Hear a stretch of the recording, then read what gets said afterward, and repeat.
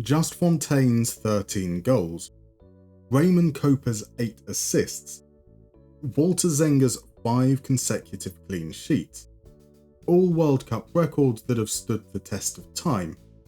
But today, in Football Manager, we're going to break them. Hopefully. Those familiar with the channel know I use data a lot around here. Like a lot. And that's not about to change. But it looks complicated. So let's start with something simple, like age, and work our way up. Norman Whiteside is the youngest player ever at a World Cup. Pelé the youngest goalscorer, and the youngest goalscorer in a final just 10 days later. Egypt's SML Hadari is the oldest player ever. Hip Waggler Supreme Roger Miller the oldest goalscorer, and Nils Liedholm the oldest final goalscorer. This should be easy. Find some old guys, find some young guys, get them to score goals. So let's check in on the data. I ran 3 simulations of the first season in full detail, exported all players in active leagues who played over 1,000 minutes. I've then aggregated that all together and converted to per 90 metrics and percentages. I've then applied a weighting system based on the reputation of the league. The better the league, the higher the weighting. This data will be filtered down further to players who, across all simulations, played at least 3,600 minutes, equivalent to 40 full games. I am only going to select players from this dataset, players who have played enough to warrant a call-up. And that's a problem. There are no players younger than Norman Whiteside. We do have 2 players, however, who could break Pelé's records, Germany's Wael Moya and Czechia's Filip Czerny. It's a similar issue with the oldies too. No one close to El Hadari's age, but 3 candidates to beat Roger Miller's record: Brazil's Dante, Portugal's Jose Font, and Czechia's Jiří Fleischmann. That's a second check, a check 1-2 if you will.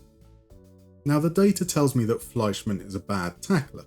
In the 23rd percentile, that means he's better than only 22% of other left-backs, but he's moderately creative in the 58th percentile for XA and great at scoring in the 98th percentile.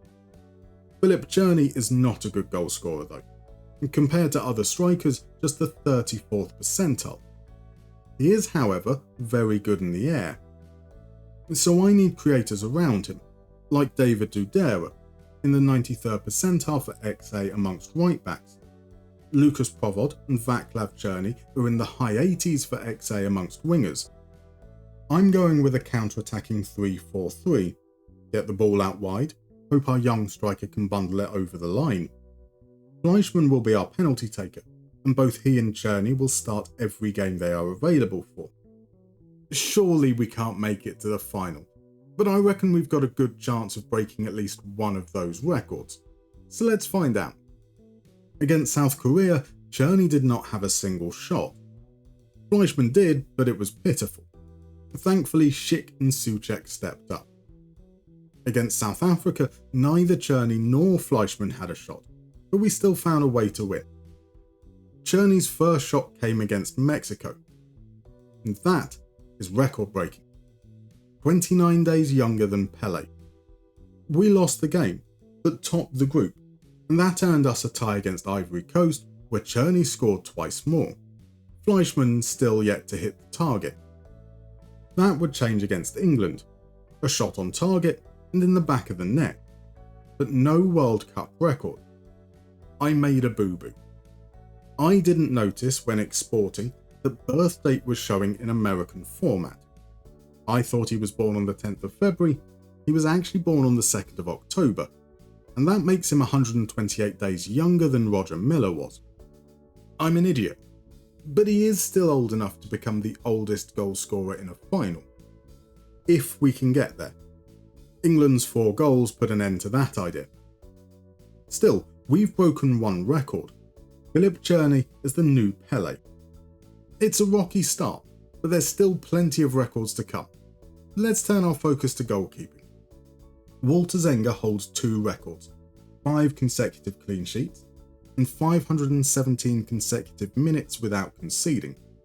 Nobody can beat Pascal Zuber-Buehler's 0 goals conceded, but we can aim for the fewest goals conceded by a World Cup winning goalkeeper. That's 2, held by Fabian Barthez, Gigi Buffon and Iker Casillas. For this, I like a metric that I call XGP percentage. This takes XG faced and divides it by goals conceded. A positive number means they conceded that percentage fewer goals. A negative number means they conceded that percentage more goals. Etienne Vasson is the standout keeper, but Suriname haven't qualified.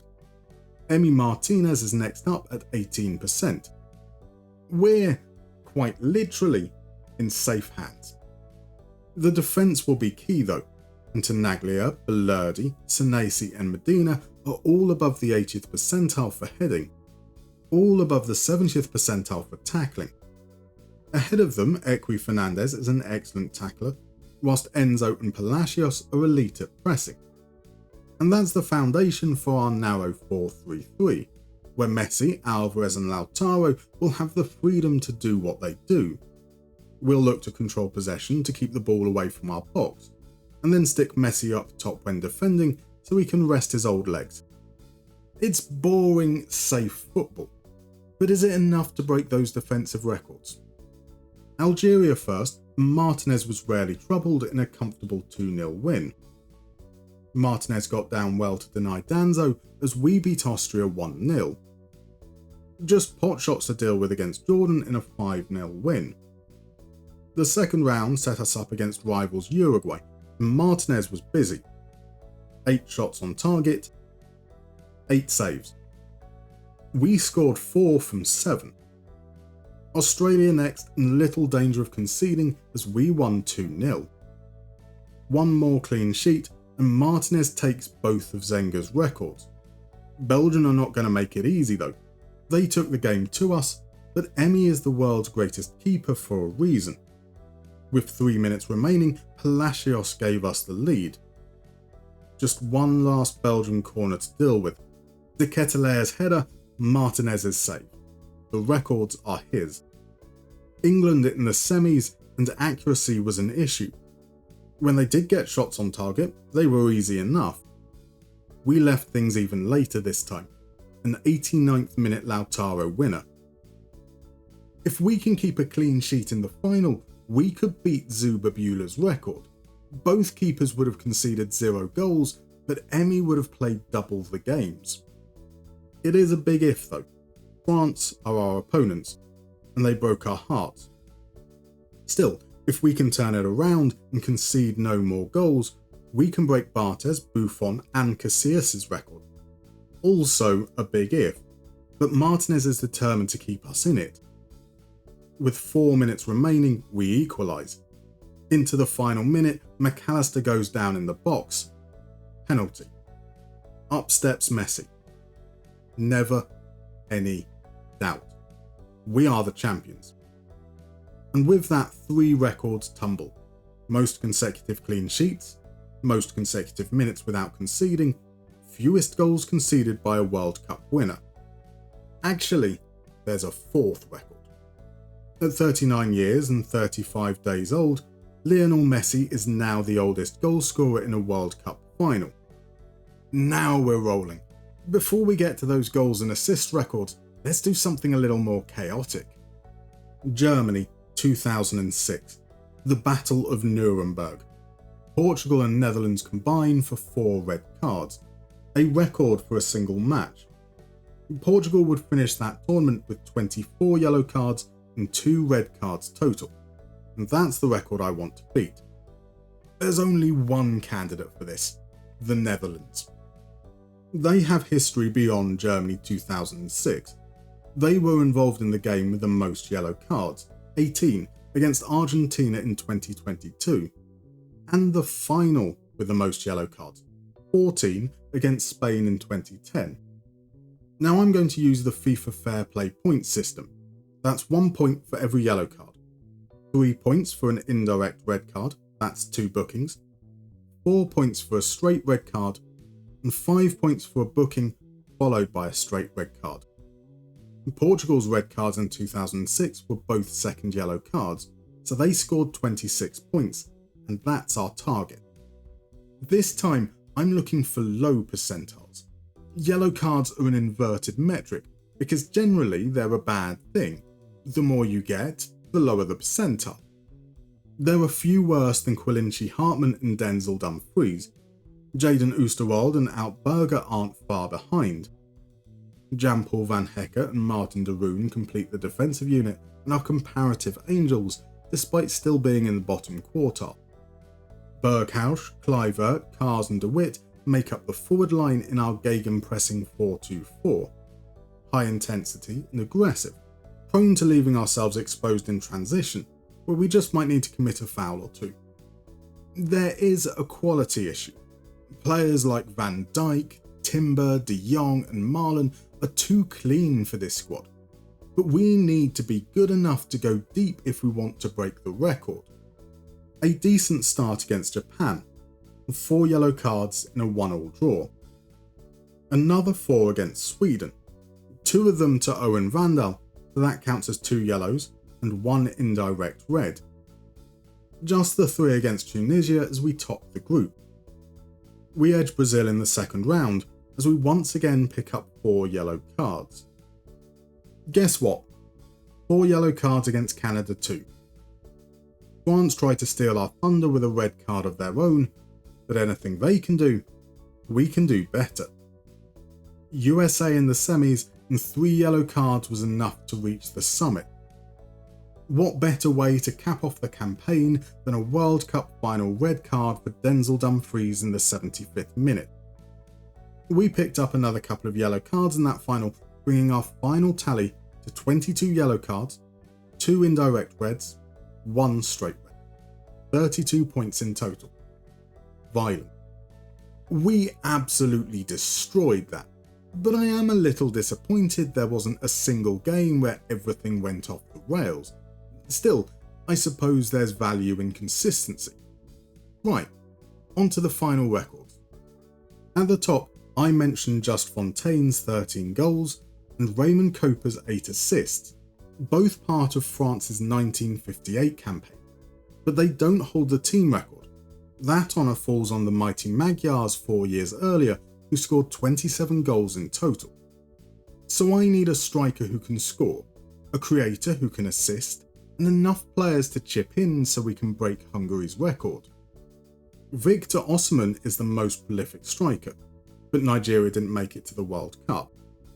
Haaland is next, with Martin Ødegaard in the 99th percentile for XA amongst central midfielders. That seems a perfect partnership. But this is where you need to be wary of percentiles. Martin Ødegaard's 0.31 XA is very good, but it's a long way off Lamine Yamal's 0.52.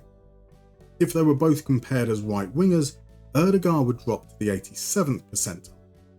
In fact, Ola Brynhildsen and Antonio Nusa both create more than Ødegaard. So maybe Yamal and Ferran Torres might be a better combination, or Cherki and Ousmane Dembele. Spain and France undoubtedly have a better chance of making the final. But Haaland is Haaland. There is no striker better in the air. He takes penalties. He gives us the best chance of breaking Fontaine's record.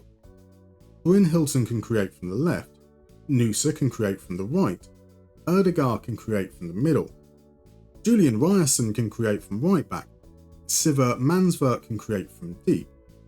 A high-tempo 4-3-3 feels good, with the left winger slightly withdrawn to give Ødegaard space to drift out wide. There's little focus on defence though. The opposition will score. We'll just score more. The opening game against Iraq is certainly promising. Of course, this is our easiest game, and so we need to rack up those goals. Haaland got 5, 2 assisted by Ryerson, 2 assisted by Ødegaard. We showed no sign of letting up against Senegal. Haaland only scored 1 this time. Ødegaard set up 1, Nusa set up 2. France would not be so easy. At least so I thought. Another 4 goals for Haaland. And now Jens Petter Hauge is getting amongst the assists. Turkey are in the second round. Ødegaard registers his 4th assist. Brynhildsen sets up 2-2, as Haaland's hat-trick brings him level with just Fontaine. 31 minutes into the game against South Korea, and Haaland has the record. Ødegaard adds another assist, Ryerson adds another 2. In the quarter-finals, Mexico rush out to a 2-0 lead. Ødegaard scores before picking up his 6th assist to level the tie. In the 4th minute of injury time, Haaland's penalty brings up our 27th goal. Just one goal needed to break the team record. Who else but Haaland? Assisted by Ødegaard. And then disaster. A 54th minute calf strain rules Ødegaard out for the rest of the tournament, 1 assist short of tying Raymond Kopa's record. Ryerson could still do it, he just needs 4 assists in the final against England. We've averaged more than 4 goals a game, so it's possible. And we'll need to score at least twice after Bellingham gave England the lead. But we weren't getting joy down the right, it came from the left. Bryn Hilton setting up Orsnes to take it to extra time, before Solback and Fed Torstvedt to write history. Norway are champions. 33 goals in total, smashing Hungary's previous record. Haaland scored 20 of them. Utterly ridiculous. 8 records broken, 1 narrowly missed, 1 not even close, and 1 royally messed up. Not bad.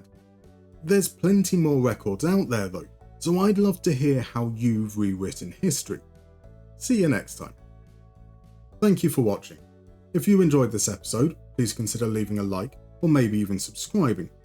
If you want to support the channel further, you can join these wonderful folks currently adorning your screen as a member or Patreon.